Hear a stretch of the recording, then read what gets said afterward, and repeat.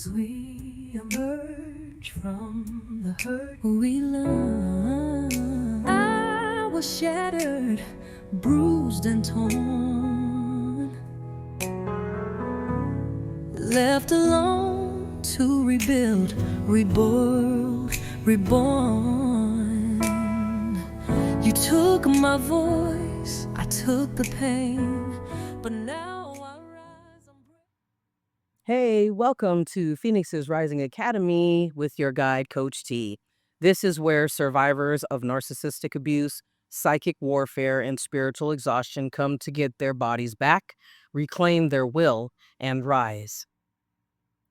Now, we are going to continue. This is the last one that I'm going to do. This is 4 of psychic tension fields when your body detects a narcissist before you do, kind of a series that's just kind of going on into different different directions, but the same, I guess. So we're going to cover trauma looping, getting assigned the same abuser in different forms. And that's the name of the episode today. So the primitive auto consciousness. Trauma looping is your unconscious reenactment of harm. It's a spiritual algorithm replaying the abuser's archetype in new masks until the cycle is broken. It's also called repetitive compulsion. And let me see if I can find it. I had looked it up previously. This is actually, let's see. Repetitive compulsion, give you a brief definition of what repetitive compulsion is. So repetitive compulsion is reoccurring relationship patterns, or let me just, was created by Sigmund Freud, describes an unconscious drive where individuals repeatedly reenact traumatic events or engage in behaviors reminiscent of past traumas, often without realizing it. And the reason why that happens is because they have not healed. So you will, but you're trying to, but you don't know how to get rid of it. Okay, so trauma looping is your unconscious reenactment of harm. It's a spiritual algorithm replaying the abuser's archetype in new masks until the cycle is broken, until the generational curse is broken. Okay, it's also called repetitive or repetition compulsion, repetitive compulsion. Your brain seeks to master unresolved trauma in your body, in your fascia, in your muscles, in your cells, in your brain, right? By recreating similar dynamics, usually with more cost and less clarity, because you don't know why you do the things that you do. This is freeze fawn cycling. You freeze around authority, then you fawn to survive. Now, the reason, so in my journey and taking from my experiences, if you guys can relate, please go ahead and post in the comments, right? So we can get this discussion going and create a very strong community. So I thought that I knew my father, right? Um, I'd gone to counseling, I dealt with it. And actually, I had a counselor who said that, and she was really good at what she did. But she was flirting with me, and I did not, that to me was traumatizing. Because she wouldn't have been the first Black counselor or Black woman that I'd had that had violated me in some way.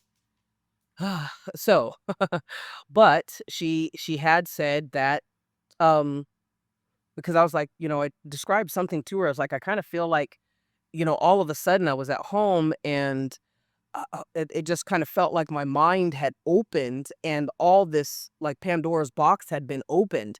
And she said that it was because your brain was relaxing, your body was relaxing, and it felt like it was safe to heal. So, because we had dealt with the things that, in my childhood or whatever. And I think I was in my 20s at this time. And so it was feeling good. But here's what I recognized too. So it was feeling good, so it was releasing it, right? My brain was releasing it because a lot of times, and this is what I've said too, in the workbook. If you want to go and get from sealed to healed, if you don't want to take the early bird special or take the sign up, book the 8-week program, you can do the workbook all by yourself, right? Or book a one-on-one with me when you need to. Um, but in there, I'm saying that, I had to go, even though I didn't want to, I had to go back to the beginning because unfortunately, psychologists and psychiatrists, in that field, they are still learning and they're human. And, I would get racists, I would get counselors who would sleep in the middle of a session and then after that attempt to do EDMR. You know what I mean? I would get people who weren't reliable and always had some type of motive in dealing with me because they were curious about me. You know what I mean? Like I was a alien specimen that was on the a table. And so I stopped feeling safe. But with this, so I had to go back to the beginning. And even though I thought that I knew that the abuse wasn't my fault, da da da da da da, I didn't know who my father was. And for some reason, God taking me through, because I asked, right? Seek and you shall find, knock and the door shall be open to you. I asked and I said, I show me exactly in a way that that I will understand why I am not further along when I know that I should be, right? Why do I keep having people come into my life and take what I have and sabotage me and then make me feel like I'm the one that screwed up when it's them? Okay. So there was a series of questions that I had asked, and I allowed God to take me through one by one. So when one question would get answered, it would lead to another question. And then, whether I asked it or not, it was already being answered. You see what I'm saying? So I just allowed for it to flow the way that it was supposed to flow. And so when I found out that my father was a narcissist, a cluster B personality, that nobody did anything to him, that he was a sexual with cluster Bs comes sexual perversion against animals, against kids, and against women and elderly, you know? Um, those are two ones that I heard FBI, or I think she's a CIA profiler, very well known, blonde haired, blue eyed, really attractive. I think she's Italian though, but absolutely gorgeous. And she was basically confirming what the Most High had already said and how to compose yourself. Don't get upset. How to deal with basically toxic people, and how to get the information. And so, anyway, that's how I knew, because it wasn't that I was calling it to me or I wasn't recreating. Sometimes we're not recreating it, but because we haven't woke up completely, we are still in those environments because the entities in those environments recognize that we have not woken up to our authentic selves because they keep putting us asleep through trauma bonding, right? And when you understand who the narcissist is, who the cluster B personality is, you understand the cycle, the abuser's wheel of abuse, right? They put us through that process, they break us down so that way we don't know our butt from a hole in the ground, you know? But when you're a fighter, you keep fighting and you keep fighting, but it doesn't mean just you're fighting to get out. You get out and then you go about your business and you forget that it ever happened, or you try and push it back, but you're not really, right. So sometimes it's you recreating it unconsciously, um, because this is what was normalized. And usually we normalize something when people don't get punished for what they did.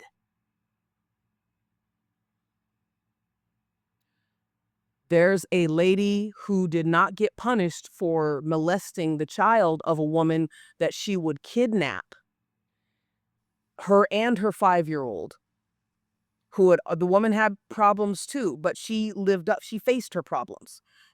Whereas this woman who I had lived with for 2 months, right? And she was racist towards black people, but she had a um uh uh perverse kind of thing towards black women. Um where she was always trying to, get into their good grace. It was just weirdly weird. She was always trying to dominate and control them, right? And I was one of those.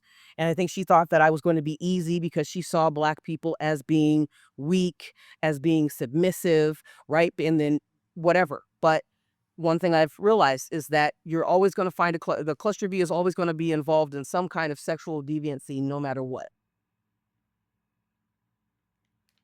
And so once I had to go back and start labeling and naming and it freed me.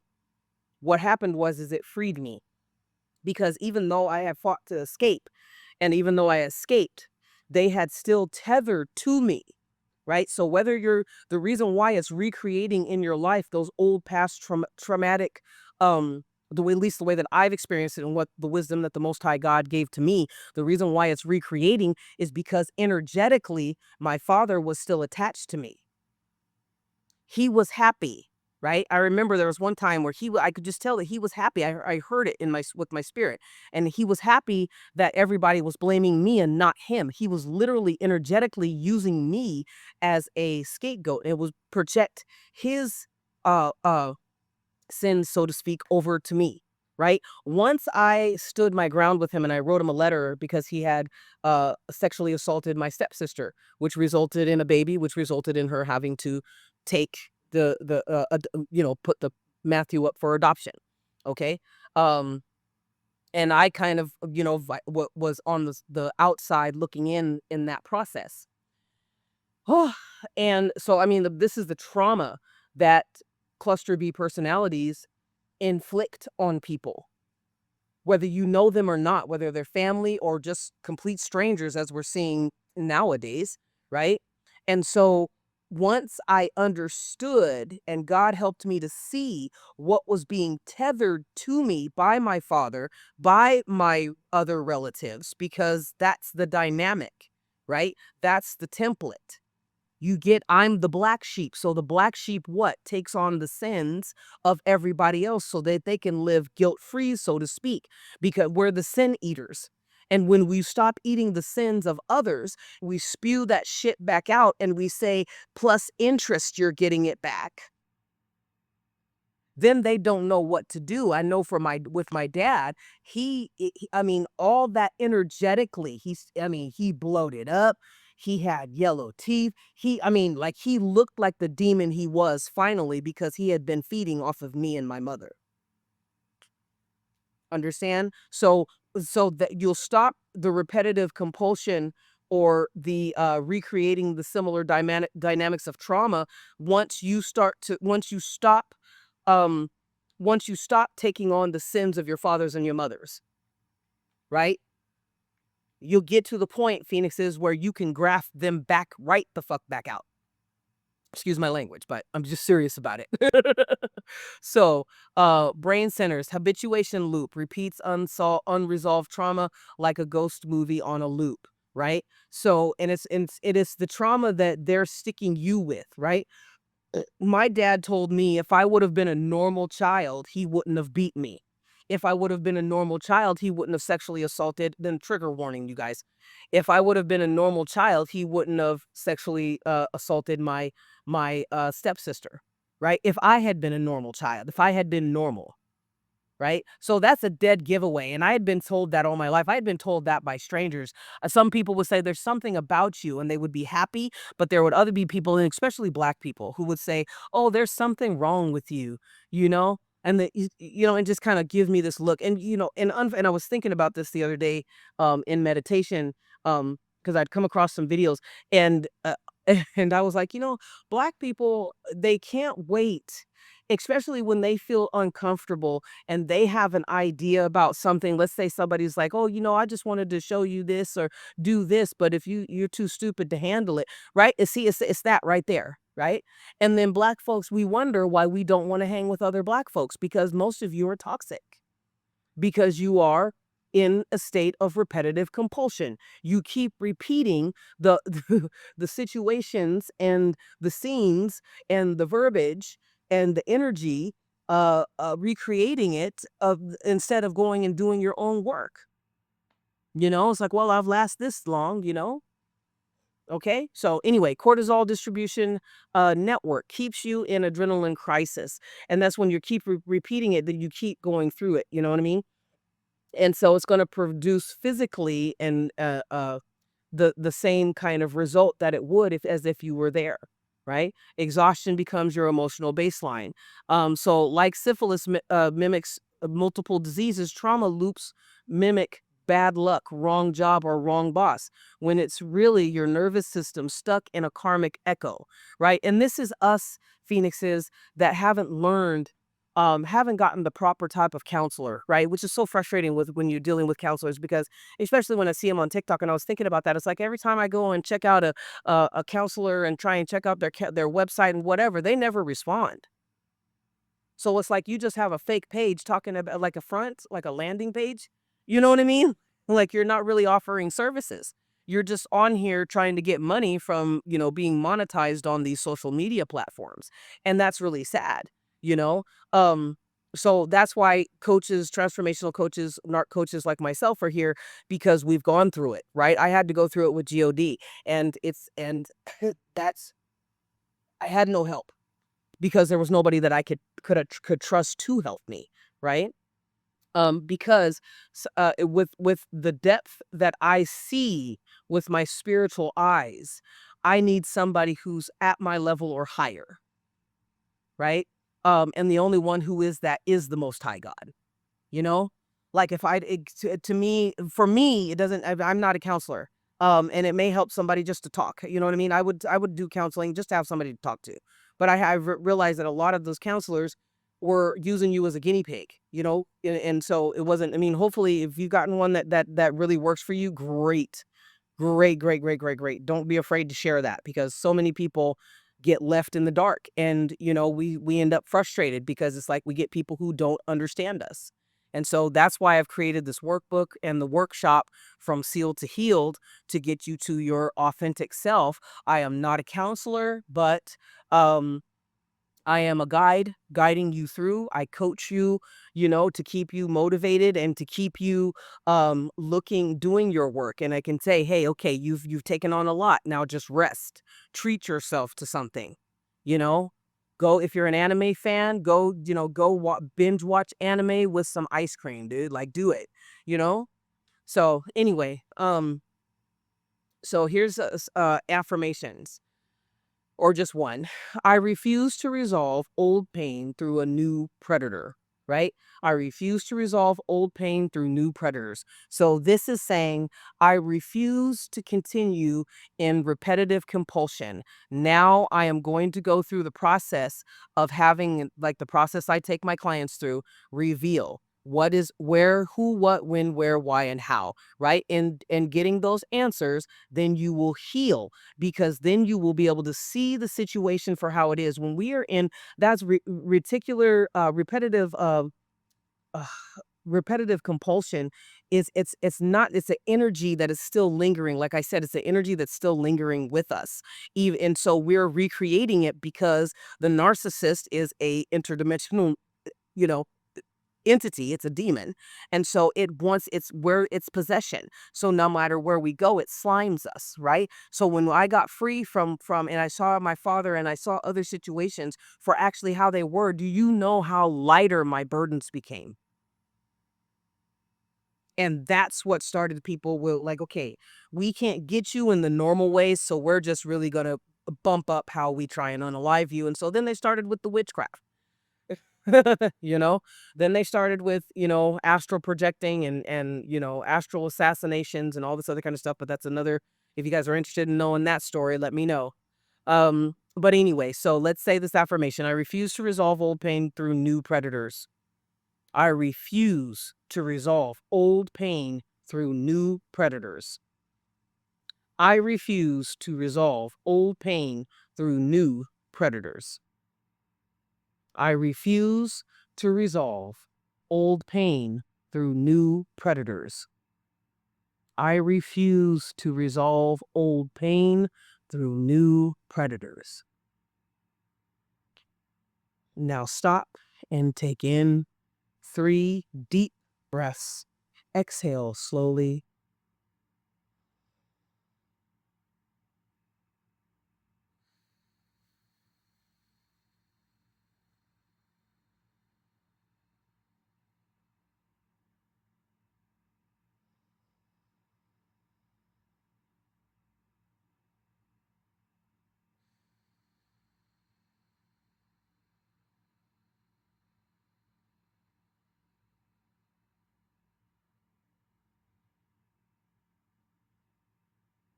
All right. Oh, and so just for a little scientific check, Stanford research confirms trauma survivors unconsciously sense, seek, and attach to familiar harm signals, even in job interviews. And I've already said how we get free of the repetitive compulsion or the trauma loop. What if you're not cursed, just wired to finish what needs to be released? Amen. Okay? Thank you, Phoenixes, for participating. Please like, subscribe, and share. Um, there is a link in, I think it might up in the header, where you can click on it and you can get, it's either a free affirmations or a free journal. And that way you'll get on the email list and you'll be notified of anything that we're getting ready to do. Again, we have a workshop coming up August 20th, 2025, and you can get the early bird special. It's an 8-week course um, where you will learn who, what, when, where, how uh, the cluster B acts, and you will also be given tools and how to heal from past hurts. We're going to meet weekly through Zoom, and you get to sign up for one-on-ones during the 8-week journey. And then there's the workbook that's provided, and you will have quizzes at the end of every week. So it's very intense, it's very interactive, it's a very small group that only about 10 people or less. So, um, if you have been spiritually sealed off by trauma, narcissistic abuse, or toxic workspaces, this is for you. And remember, from the ashes we rise, from the soul we lead. This episode is deep and it's been hopefully inspiring for you guys. So if you want any other journals or any type of affirmations or frequencies, any kind of merch, then go to www.phoenixesrisingacademy.com. And remember, this isn't therapy. This is soul survival school. I love you. Bye.